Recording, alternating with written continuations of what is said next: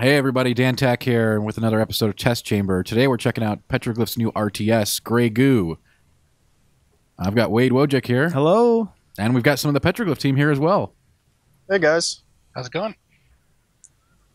So I'm Jeff Gamsky. I'm a systems designer on the project. I do balance and AI design. And Pat, if you want to introduce yourself. Sure. My name is Pat Padillo. I'm the lead designer. All right, so I'm looking at a blob of goo here. It doesn't really seem to develop like other bases I'm used to. So, Yes, the goo is definitely our most unique faction. It doesn't have a base. You just start with a mother goo, a blob of nanites, and you kind of grab resources with that and self-replicate and kind of expand over the map with a bunch of mother goos. Okay, so what should I be doing here? Just wandering over things? So you want to go. You want to go and find resources. You're going to be looking for gas. All right. From where you spawned, in the bottom left of the map, there's like this porous, multicolored ground there. Yep, I found it. Cool. So you just want to pick that up. And what's really cool about the goo is that because they're mobile, the resources that they use the same pools, but they can pick up those gas deposits and then digest them over time. So you can kind of move around picking up these spigots and keep growing, which is nice. You're really ultra mobile. And then you can kind of go over the mountainous terrain and hide and ambush. And all right. Whereas the other races, they're more stationary. They have to put down extractors that can be more easily scouted and vulnerable. All right. Well, I'm just sitting on the gas right now. Cool. And then, as the mother goo grows, you can you'll see these pips, these 4 pips that you gain, and you can split off into smaller goos, or you can expand into another mother goo and try to find another spigot there and keep growing and expanding. All right. And each mother goo, essentially, if you think of it like its own refinery and factory for like the other races. Oh, I found you there. It's kind of its own. Each mother goo is kind of its own little economy. Mm-hmm. So it's really nice because if you are being harassed with one mother goo, it doesn't affect the other mother goos. Like say harassing a refinery for the betas and humans, that affects them, globally. Okay. Yeah. Trying to figure out how to build some units here. So if you select the mother goo, yeah, it should come up with like a little bar with like 4 or 5 options with it. You see that? Yeah, I've just split off into another goo piece, I think. I like that. Sweet. So this goo turns into other units. Yeah, there's two main unit producing goos. There's the small protean and the large protean. The small protean, can create. It's faster to build, and it can create like some of the lower tier units, like the basic infantry and the basic anti-armor unit, like the Strider and the Drover. An anti-air, and then also a scout. And the larger goo can actually make tanks and artillery and the Bastion, which is like this mobile line of sight blocking wall. It taunts units that are close to it, so they have to attack that before anything else. And then our Dweller, which is like a mine that you put down, and then once the mine explodes, it actually creates another small protean, which you can then also make into units from there, which is pretty cool. What's that resource you're collecting there that he's attacking? It's the same kind of gas, right? Yes, I'm actually. So you guys interact with the gas that comes out of these vents. The resource that we're both collecting is called catalyst, and the catalyst that I'm mining from is actually underground. But since the goo can't access it underground, you're collecting those gas vents. Sure. And then you can't really see it, but for the humans and betas, there are, depending on the size of the pool, there's like these concentric rings that show the player how many resources per second they'll be gaining from putting a refinery, an extractor down there. Right.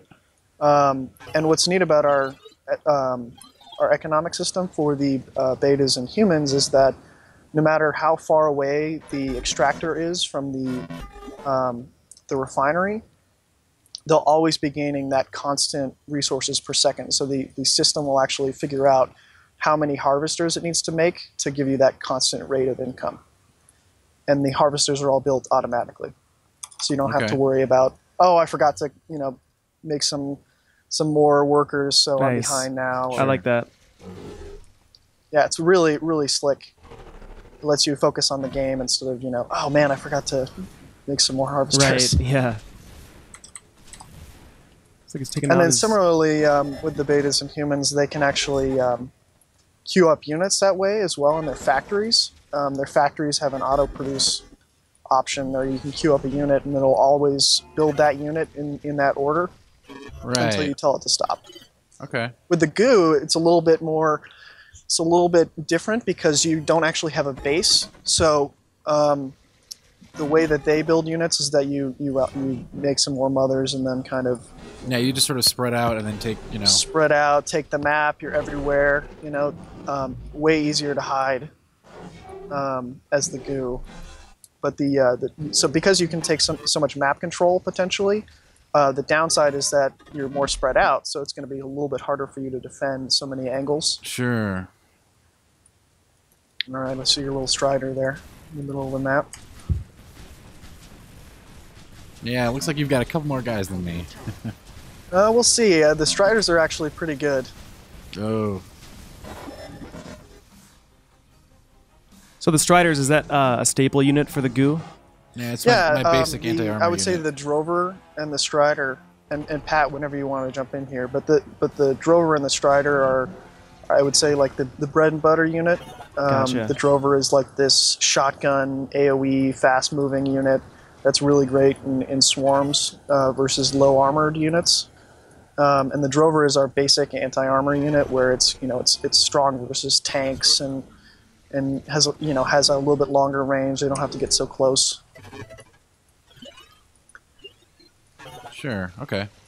It definitely seems very interesting right so far. Yeah.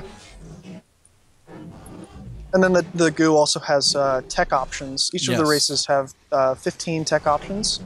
With the goo, you can kind of just you can grow to that size. It's just one size cost, and then you can split off, and then you can choose whichever of the 15 you want. And then once you select, there's 5 different categories. They kind of have a theme, like tank, artillery, air, stealth, and then economic. And within those categories, you have 3 options. And once you select one of the options, you're locked out of the other 2. So you kind of want to weigh the pros and cons of making your choice, because you're going to be locked into that choice. Now, if you don't like that choice, or the game evolves into something different and you need to react, you are able to unlearn that tech option and try to learn a new one. Mm-hmm. But we felt like it was a more interesting choice to have to, kind of choose which one you want to go into rather than just being able to get them all.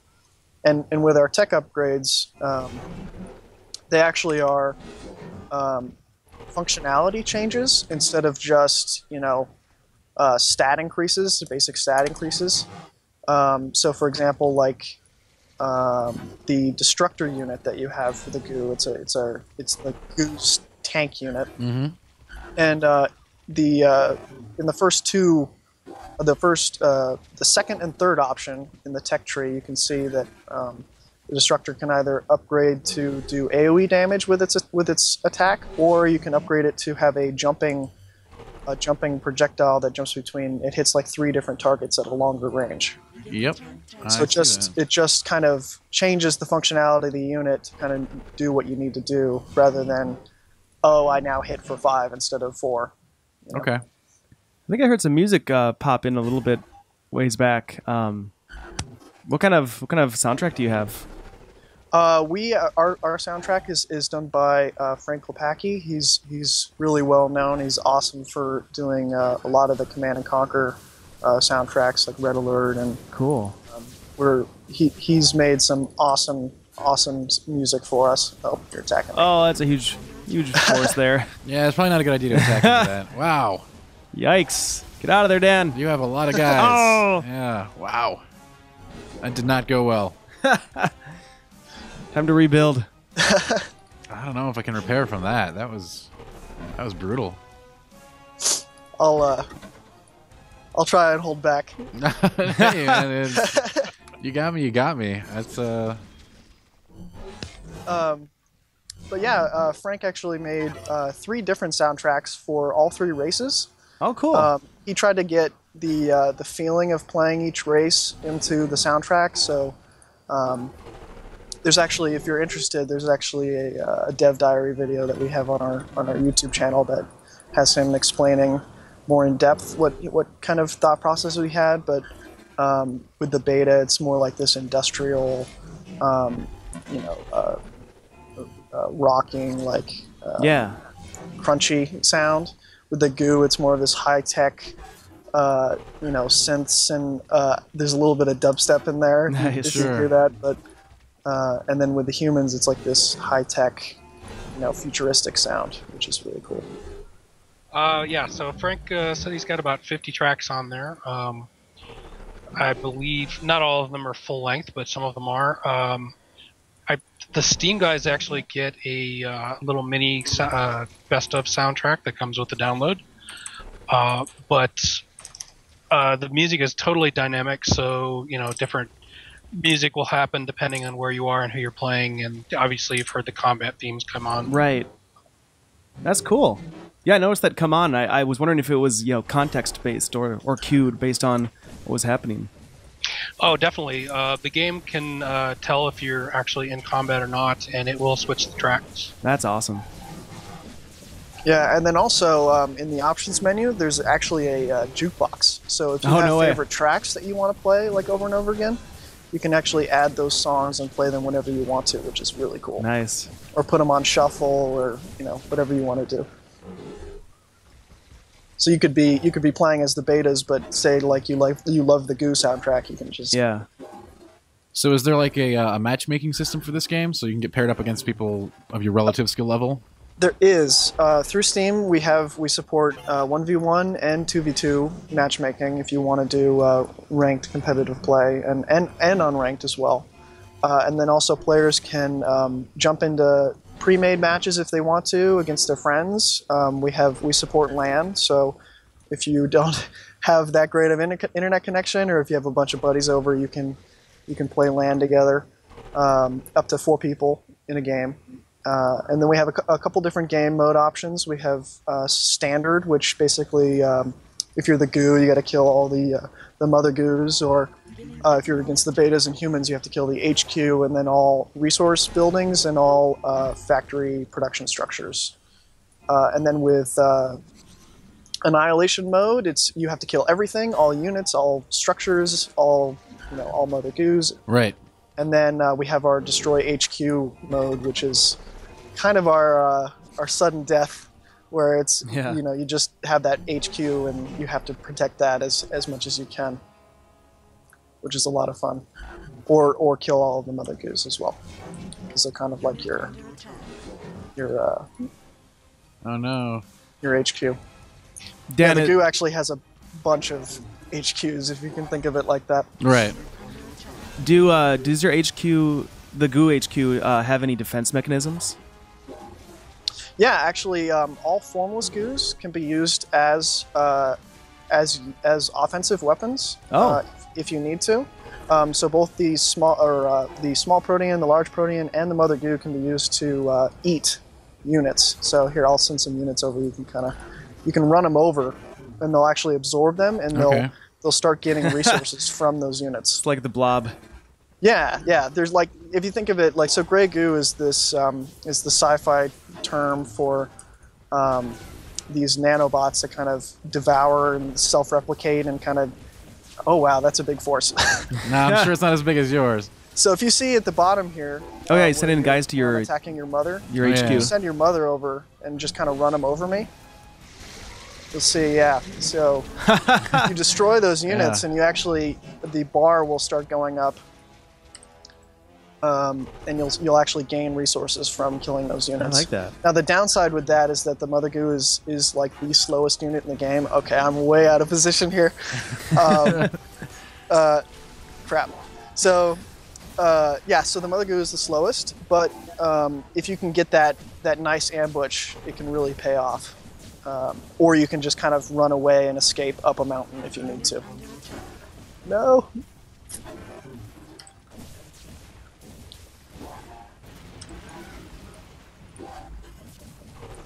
So the large and small proteans, I mentioned they're also kind of like units. Right. The large protean is actually somewhat of the siege unit for the goo. It does a high amount of damage. It has to get into to melee range to do it, so it's a little Yes. bit different than the other two units. But it has a little bit. It's a little bit more tanky. The small protean Oh. is more of our early game. Oh man. Wow. Oh, Yeah, That so was that a- was pretty devastating for both of us. I thought you got a lot of units there. I don't think I really did. I feel like I've pretty much lost my board presence at this point. It's not looking good. Like, You took out some structures in my base. That was not cool. But I killed like 2 factories. I don't think that's gonna. I think it's gonna hold you back. so you had factories circumnavigating your core there. Is the core in HQ or what's that building? yes, the core is the humans HQ, and the way that the humans build is everything has to be attached to that core. Okay. The core provides power, so if you lose that core, then you take a big hit there. Gotcha. But what's nice is that you can rebuild your HQ for free. It just takes about a minute, I think, a minute and a half, so you can get it back up online. So what you have to do as the humans is that there are stationary turtle faction. They're really defensive, so you can build a lot of turrets. You can build a bunch of walls. The walls are really cool because if you're that player, you can actually shoot and see through those walls and also move through them too, Gotcha. which is a great tactical advantage against a player who's trying to assault you. Also, if you don't, the way that the humans have to build, because they're all connected, and all the buildings are different shapes and sizes.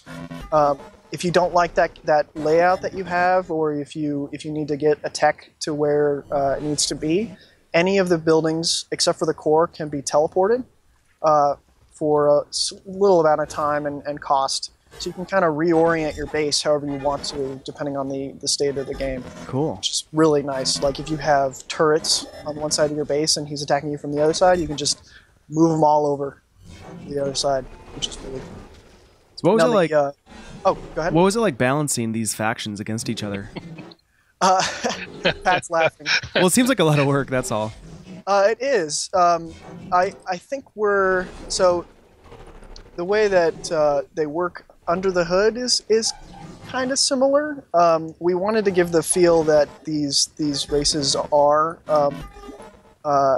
asymmetric as possible to kind of cater to the play style Yep. of I'm ultra mobile as the goo and I can be anywhere and I'm always in the same spot as the humans, and I'm slower and my units are a little bit more expensive. Kind of give those strengths. Oh, I don't have anti-air for that. So that artillery that you're using, Crescent, that was an Yeah. interesting one because the way that it works is that it's much longer range than the other two artillery, and then it can actually walk up on steep. So you can hide that artillery up there, so it's pretty brutal, and then it does crazy amounts of damage to units that are in it. But the way that we kind of balance that, for example, is that anti-air can actually be used to shoot that projectile out of the air before it hits. So you can kind of do this, this counter between, oh, he's got anti-air, let me get, he's got air units, I'm sorry, he's got artillery, so let me get anti-air. And that was kind of how we balanced the lack of air units for the goo. The goo doesn't actually have any air units where the other two factions do.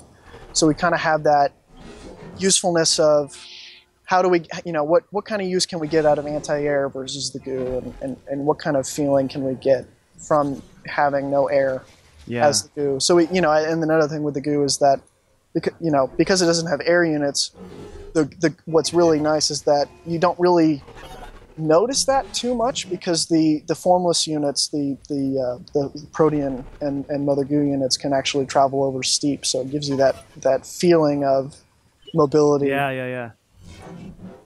That you would have with air units. Sure. And then we also have what we call epic units. Each race has an epic unit that they can build that's very expensive. The Goose is called the Purger. You can kind of see it if you select a mother, it's all the way at the right there. Okay. And that takes quite a long time to build. Each one does. The Goose takes a little bit longer, but what's cool about the Goo is that they can actually feed all of their formless units into the Purger while it's growing, and they can give it a little boost of health.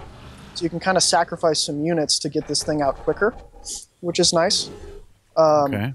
With the humans, with the Purger actually, it's this giant formless goo that can travel over steep as well, and it's got this long range attack if you want to try and build it. Dan, can you make one? Tentacles I'm already making one. So yeah. Okay. Oh, okay. All right. Well, then I better catch up here, because that's going to be a problem for me. Oh, it's still got quite a long ways to go. They actually have to. They make this giant floating mech guy with this giant laser on its head called the Alpha. And what's really cool is it sweeps forward and basically destroys anything that the laser touches. But then it also has an anti-air gun, where the Purger does not have an anti-air gun, so you kind of have to keep that in mind. And then let's see, the beta. Go ahead. Oh, I was just gonna say, one of the complaints we see a lot is that many RTS players don't actually like the epics, and they don't like super weapons, and they think it's overbalancing at the end. So one of the things we really wanted to do is make sure that each one of those epics has an Achilles heel, a weakness that can be exploited by the other factions if the player is not using the epics correctly. For example, the Purger is massively powerful. It's got one of the most powerful attacks of all the epics. But it is a sitting duck to aircraft. It has absolutely no way to defend itself against air. So a savvy human or beta player can use that to his advantage. The Alpha that Jeff was talking about is very powerful in a straight line. Its beam is huge, but if you outflank it and keep it surrounded, it can't bring its gun to bear on everything. So things like that make sure that those epics are powerful, but they're not overpowered, and they can be defeated if you're a savvy player. Sorry, Jeff, go ahead. Yeah, no problem. Yeah, that was great. And then I guess the last one is the beta epic, which is called the Hand of Rook, which is this giant mobile artillery platform that's also 2 factories, and the beta can mount units up on their wall pillars and use them kind of as turrets. And we gave the Hand of Rook 6 of those, so you can actually choose whatever units you want to mount up on there and kind of provide this short range support if you need it. And that's pretty devastating, because it's the longest range epic that we have. Come on, Dan, get him. It's got too much power. Oh, I think I found your epic here. Oh, you did. Uh-oh. It's never gonna happen. I'll let you build it. Play around. I am really curious to see what it looks like. Yeah. So yeah, don't forget. That's a lot of units. So don't forget that you can actually feed formless unit in. Right. What's this?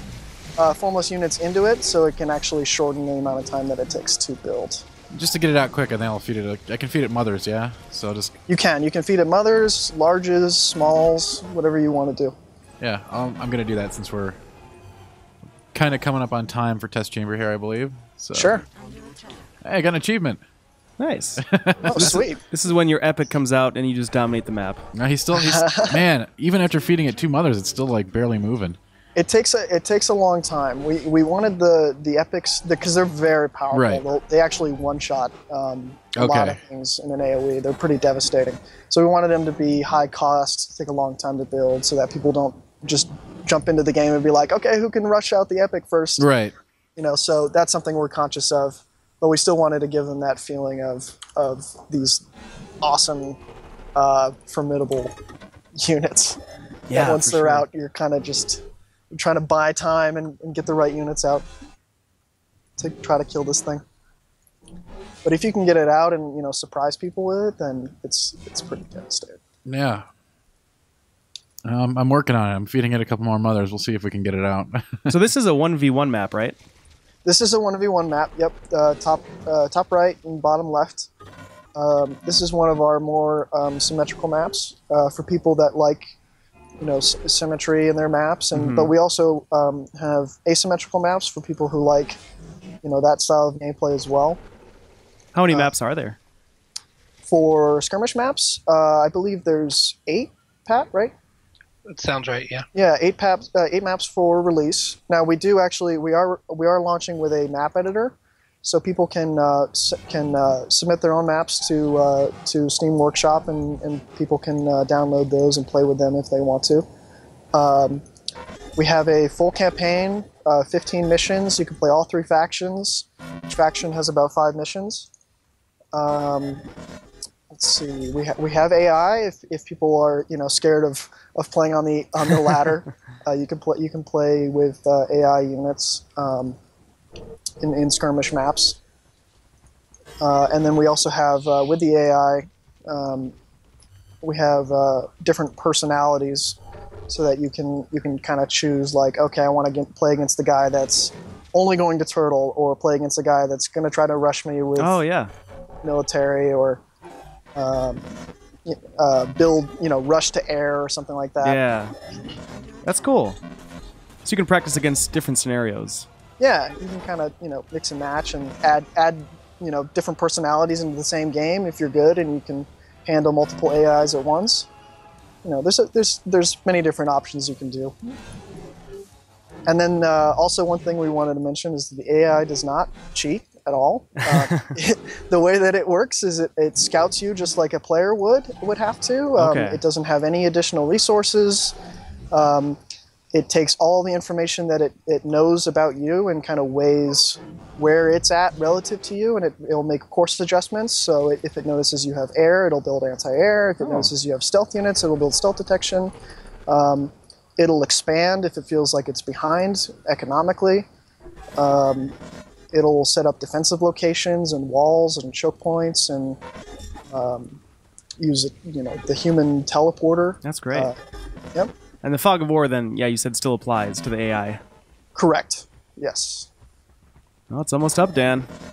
It's almost up, and I'm sure it will have a short future. But given how far behind I am in the resource game right now, considering I sacrificed all my mothers into it, so we'll see. I'm just picturing the destroyer from the movie Thor or something like that, just popping out. I'm sure it'll be very powerful, but I'm sure what my opponent has accumulated to this point will be more than sufficient to handle it. We'll see.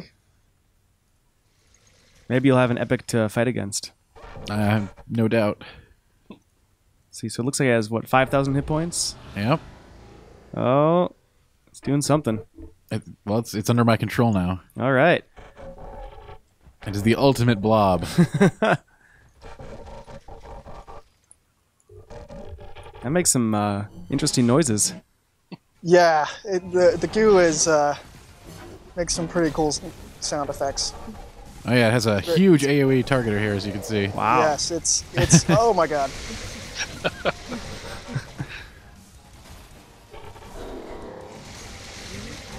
Wow. It's a powerful beast, but I don't really have an army to back it up, so. Yeah. That's fine. I don't have that much going on for me right now. Does the epic for the goo have the ability to absorb opponents?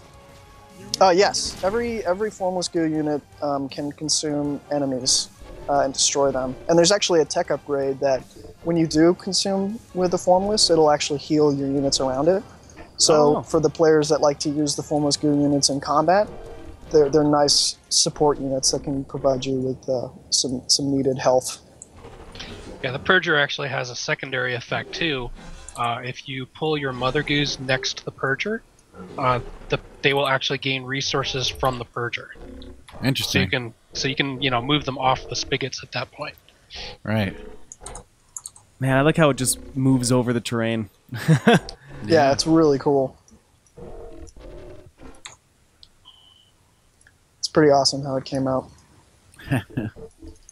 So we're going to get to see your ultimate unit here? I'm working on it. It takes a while. I don't know if it's going to be out by the time. That's a cool attack. It is. It's definitely got a wind up to it, as you can see. It's got like its own cooldown timer. Mm-hmm. Because it is, as we said, super powerful. Yeah, it's massive. Oh, oh, this is not going to be good.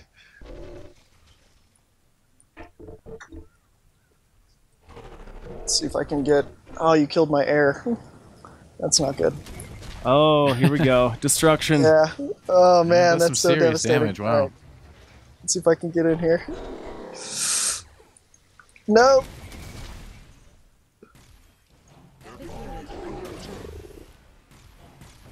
So see if you can. Oh man, if you can. Yeah, if you can get in close like this, it's pretty vulnerable, especially since you don't have a yeah, there's no backup for support units to do it. So it's this immensely powerful unit, but you need to take care when you use it. Like with any, yeah, definitely. I mean, obviously, I'd like to have some other units here with it, but right, it didn't work out too well. Let me see if I can. So I'm gonna try to use.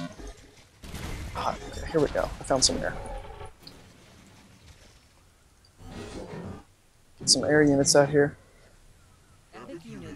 So I'm actually going to use, this is the teleporter unit, so I can, this teleporter structure, I can teleport units anywhere I need to that is within line of sight. Oh no.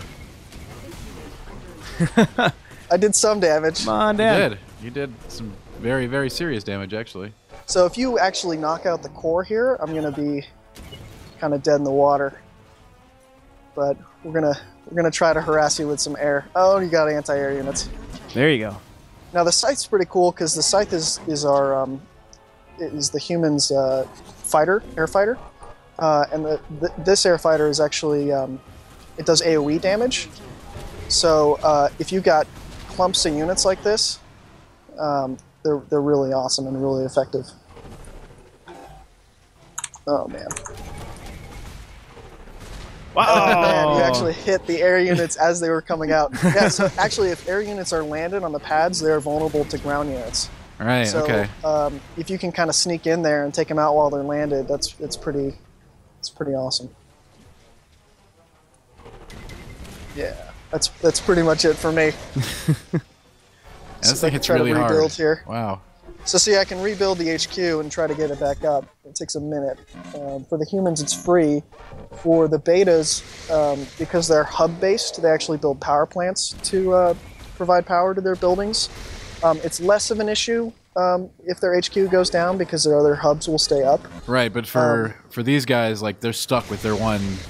Yes, it's all or nothing. Okay. Well, there you go. Hey, nice job, man. Yeah, well, that's Grey Goo, everybody. Thanks for joining us on Test Chamber, and this comes out when? Friday. Friday, the 23rd. All right. Thanks for joining us, everyone. Yeah, thank you. Thank you. It's a lot of fun.